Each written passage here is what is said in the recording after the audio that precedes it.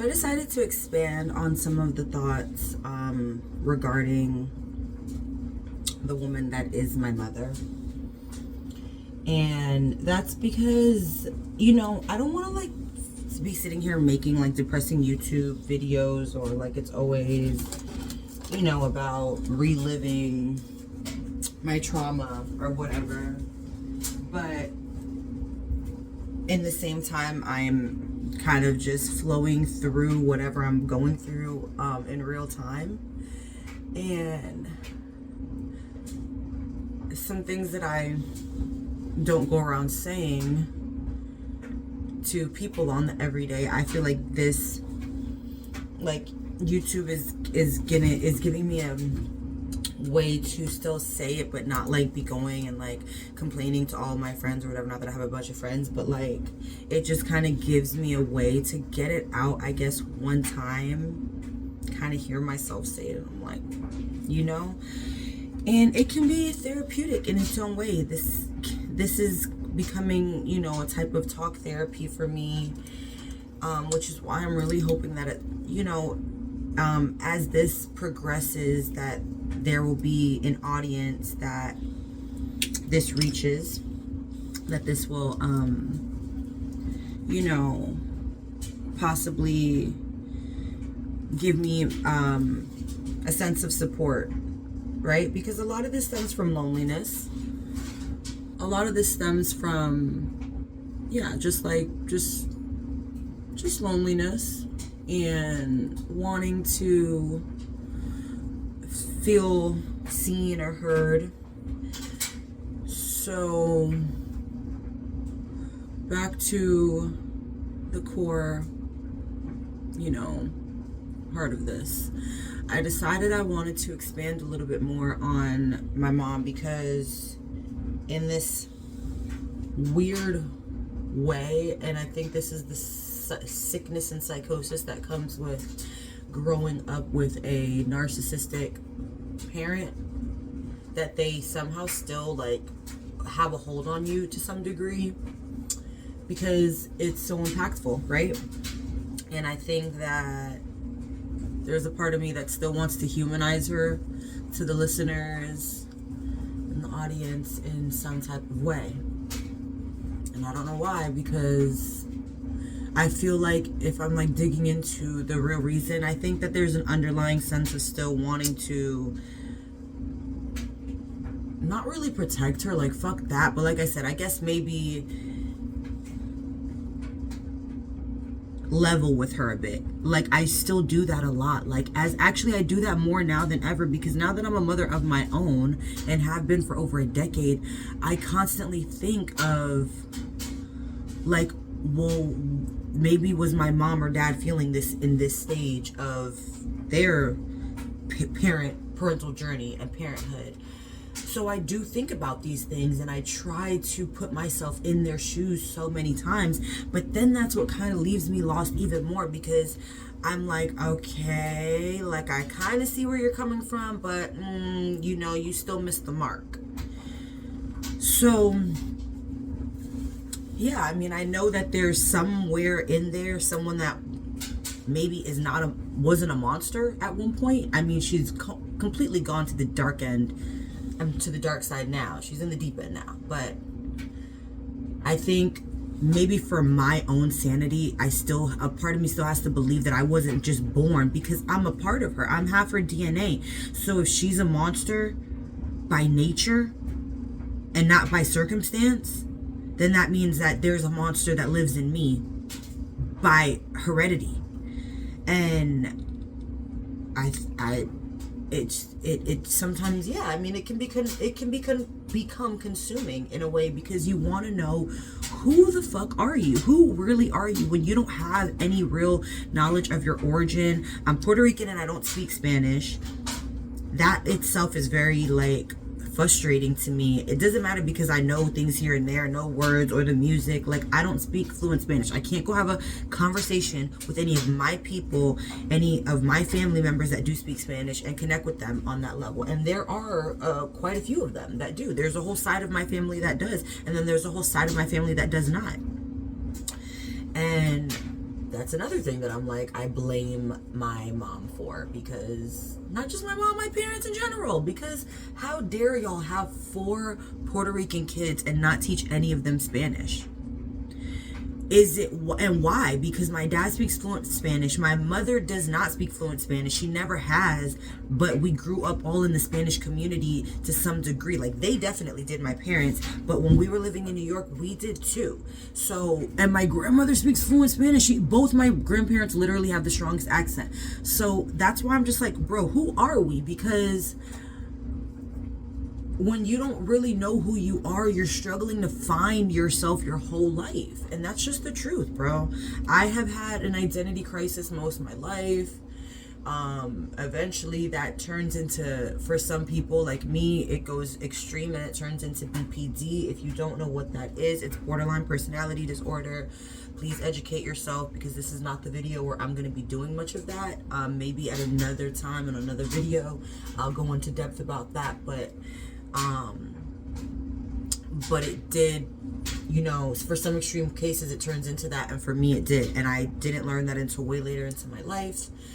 So yeah, it's just like, imagine that, and you're going through life with all of these weird issues and people clearly knowing that something's off about you, but you don't really know and they don't really know.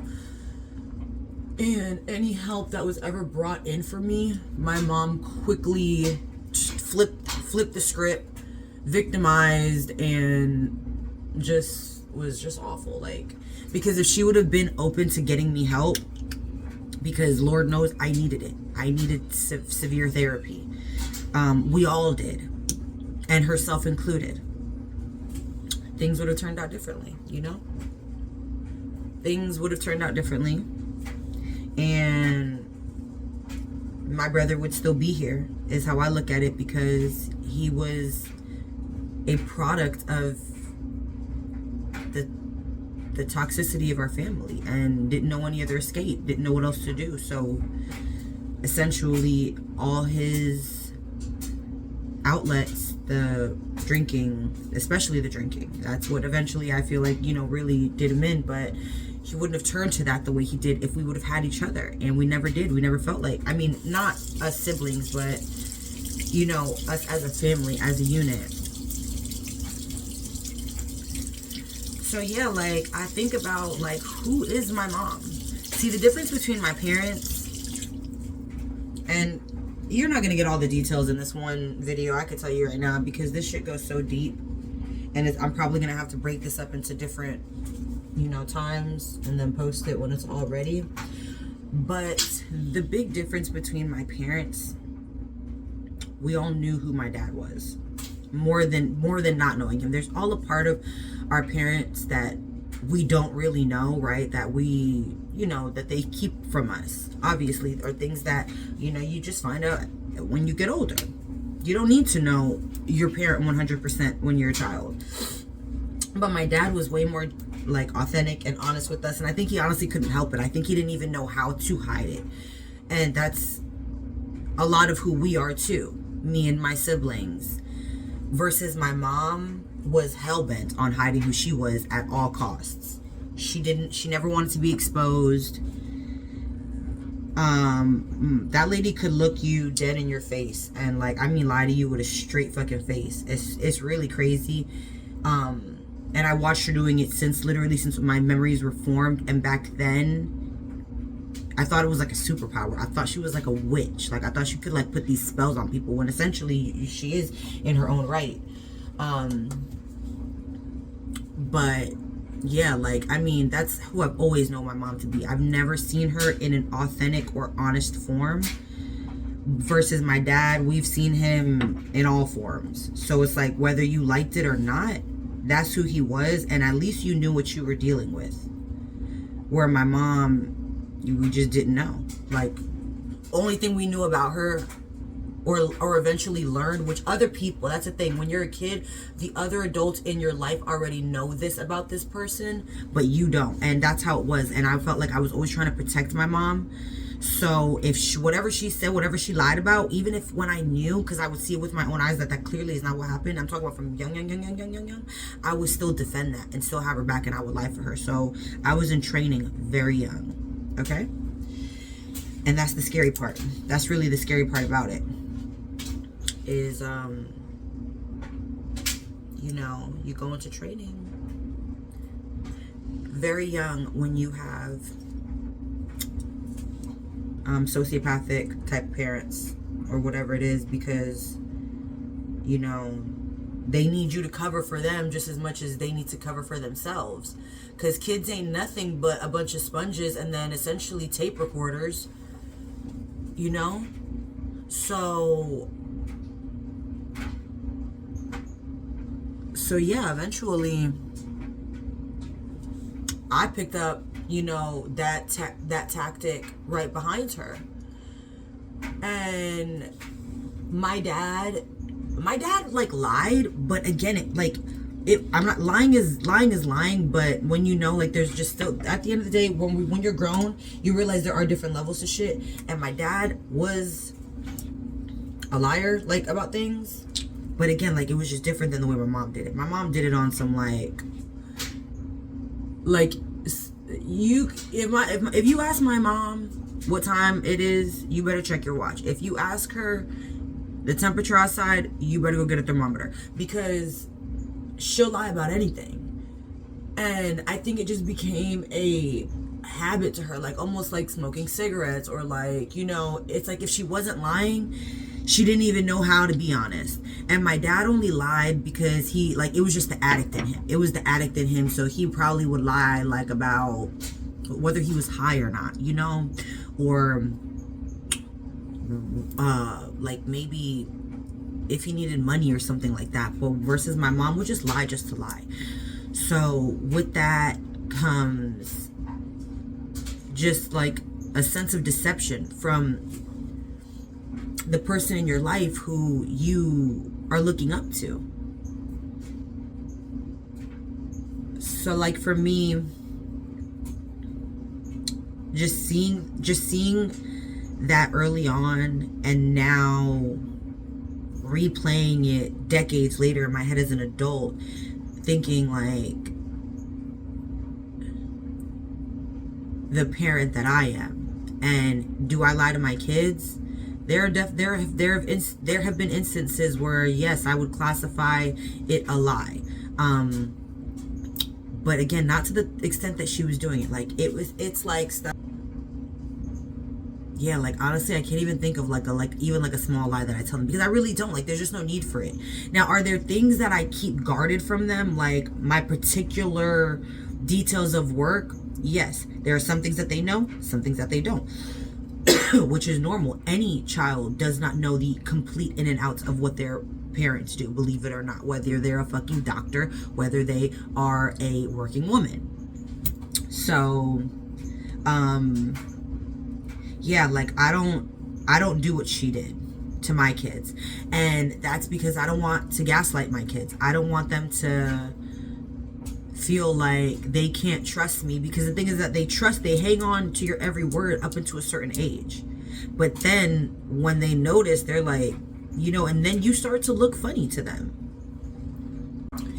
So basically, you know, the things that I would see my mom doing, I didn't necessarily process them or market them in my mind as like right or wrong, because you don't know if what your parent is doing, you don't have a sense of comparison or contrast on it until you get around other parents, right? So that doesn't come until later on in your social years, and that's when maybe you realize differences, not just your parents' differences, but even your own differences, because now you're around people that are not in your family. So they treat you differently, they respond to you differently, things like that.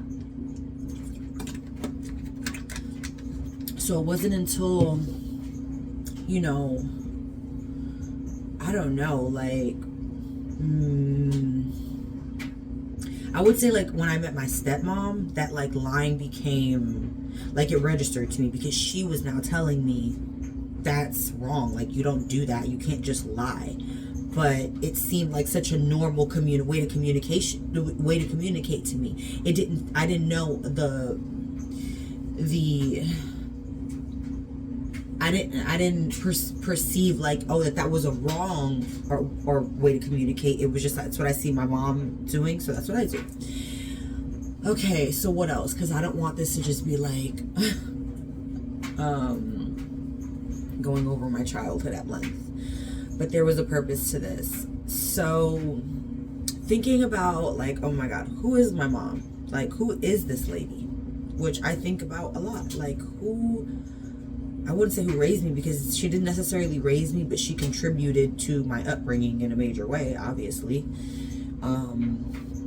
Even if she wasn't there time-wise or in the physical sense the most, but her impact, her impression, her influence has remained and always was. Even when I wasn't living with my mom, I still like yearned for her. Like there would be these crazy episodes of these tantrums I would have. And I mean, it makes sense. Obviously, when you're taking a kid away from their parent, especially their mom, it's going to cause these type of attachment issues. And hence why I have why I had severe anxiety. You know, luckily, like as I've gotten older and I've understood my issues more, I've been able to, I know they say don't do this, don't self-diagnose, don't self-medicate, and you shouldn't to an extent, but luckily I've always considered myself more the exception than the example, so don't follow my example, because I'm normally slipping through the cracks somewhere on how I managed to make that work. I've luckily come up and come down and back up again when it comes to understanding myself, and my awareness were telling me that there's something wrong with me. If I would have kept resisting it, I would have been worse off. But I had enough sense at one point, thank God, like I had enough sense to realize, okay, something is really wrong with me. And I started to work on that. I started to, you know, make changes, real changes and real efforts. And unfortunately, there were some relationships by that point I couldn't mend. There were friendships that I had already lost and they weren't going to be rekindled. That was most likely for the better though. Just as a grown up, feeling constantly lost, or like you don't have an identity, you don't know where you come from, you don't know, there doesn't seem to be any history or good history before you to like tell your kids stories. Like can't sit around and tell my kids any good stories about their grandparents or anything like that. You know, it's almost like our good history has to start with us. So we're always trying to make traditions and make memories, but at the same time where that does feel good, it still leaves a hole in me. It still leaves a void in me, because I still want to know, like, where did I come from? Like, what? And then when I do think in my memory is like, we really didn't do anything like this anyways. But again, that was because our family was always separated. We were always apart. So there wasn't really a togetherness, unfortunately, to build these things, even though I wish there was. But my parents in general were more wrapped up in their addiction, unfortunately. My addiction eventually killed my father. My mom doesn't talk about her days as an addict, which also leaves more stress on us, because that was the one thing we did know about our mom. Like, we knew your ass was an addict and a hoe. But now when you were done doing that, it's almost like your rebirth was supposed to erase everyone's memory. Like, and we never got an explanation. We never got understanding. Like, why did you choose the path that you did in the first place? You may not want to talk about it, but it leaves a void. It leaves like a disconnect between us as your kids and you as the person that's supposed to be guiding us, but we don't really know why you made, like, we know drugs are bad or anything, but we don't know why that was your shift. You know, we have questions. Why did you bring this disease into our family and then leave us with it? Leave us with it. Because we all now have these addictive personalities. My sister's deep into her addiction. My addiction killed my brother. My other brother suffers severely from his addiction and depression. And I had my woes. Like, I never was a consistent addict, but I used to binge. Like, I went through 3 years of like I would binge, you know, and they would be significant. And I still have a very addictive personality. I still smoke weed like hell, you know. I go to the gym because and this is another thing I'm learning, like, there's a part of me that's still needing to get that bit of that rush of dopamine. It's not just because I love the gym so much. Like, sometimes I'm like, oh my God, I don't want to be here. Why am I here? But I need it. I need my fix. And that's something that came from my mom too, because when she cleaned up her act, right, and she was done with drugs, and she kicked him. That's one thing we do know. When she kicked him, she kicked him. She did that. But she then leaned into a new addiction, which was fitness and running. And that's a great outlet, but anything that is overly abused or overly used becomes abuse. So now you've left one addiction and picked up a new one that you feel in your mind that it can't be healthy. How could being healthy ever become unhealthy, right? But it took time away from us. She was always gone again with that. And she was working and she was still hoeing. So it's like, there really wasn't, like, once you did get us back in your life, you didn't make time for us like that. And then anything that she wanted to do that was surrounded around her fitness, we were happy to be a part of, but she never engaged in the stuff that we wanted to do. So it's like, if we did have together time, it's because she forced us all to do what she wanted to do. Not because we've all got to choose an activity or come to agreement on an activity. It was just, okay. And because we want to spend time with her, we want to get out the house, we want to have experiences, we're all like, okay, cool, let's do this. But yeah, she controlled everything in that way. And again, that's your mom. So you're just following behind her to an extent.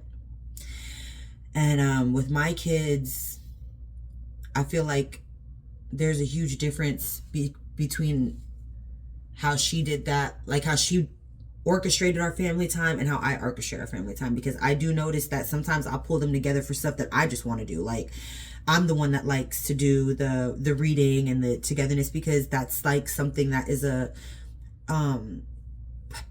childhood pastime of mine. When my life did finally find a little bit of settlement with my stepmom, those were the only good 4 years of my childhood, and she would do that stuff with us. So I hold on to a lot of those memories and those traditions, and I use them with my kids. But then there are things that they want to do, and even though it's not necessarily something that I'm, you know, that didn't interest me as a kid and doesn't really interest me as an adult, but that's something that has grasped their attention, so I'm in. And you know, they like to do a lot of entrepreneurial stuff. Like, they like to do that with me as a kid. I ain't want none of that shit. Like, I never liked to work, but I've always been working. But they're like that, so I try to be supportive of that, you know, even if it's just me in the background, like, you know, watching them, or like, you know, because I may not always have tips for them. So it was different. It's different. You know, my mom never took time to get to know each of us individually, and we never knew who she was. We only knew the persona that she put on, or try to, like, you know, because it's like, you do know, when, like, we live with you, so there are things we know, but like, it's things that we know that you didn't expect that we knew, like, that you were trying to fly under the radar with, but we would see it. You know, it's more like her denial versus us not knowing it.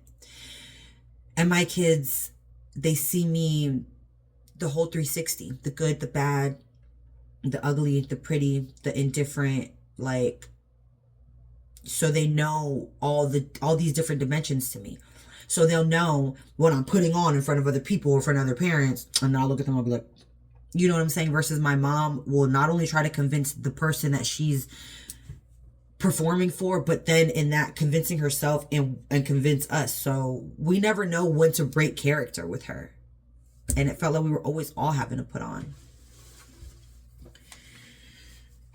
So I'm gonna pick this back up later because I'm kind of getting tired of standing here and I'm hungry.